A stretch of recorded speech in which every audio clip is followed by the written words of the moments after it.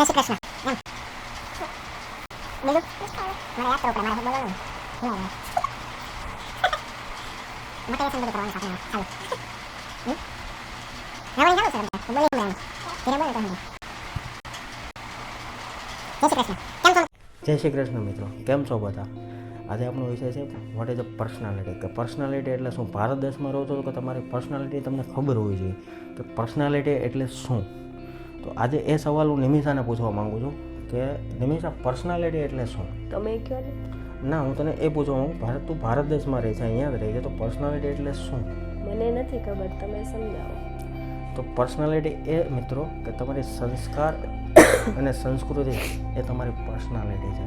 તમે કશે બી જાઓ ને તો તમારા સંસ્કાર અને સંસ્કૃતિ સાથે જ હોવા જોઈએ.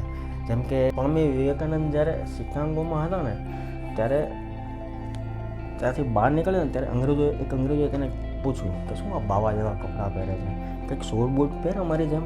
ત્યારે વિવેકાનંદે એક મસ્ત જવાબ આપ્યો હતો કે તમારા દેશની પર્સનાલિટી તમારા સૂટ અને જૂતા નક્કી કરે છે, જ્યારે અમારા દેશની પર્સનાલિટી અમારા સંસ્કાર અને સંસ્કૃતિ નક્કી કરે છે. એટલા માટે તમે ભારત દેશમાં રહો છો ને તો તમે સંસ્કાર અને સંસ્કૃતિ ક્યારેય નહીં ભૂલતા.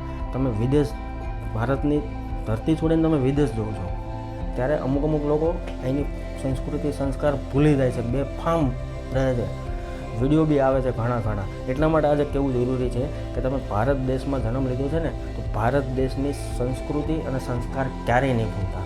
બસ આટલું જ કહેવું છે મિત્રો. આવજો.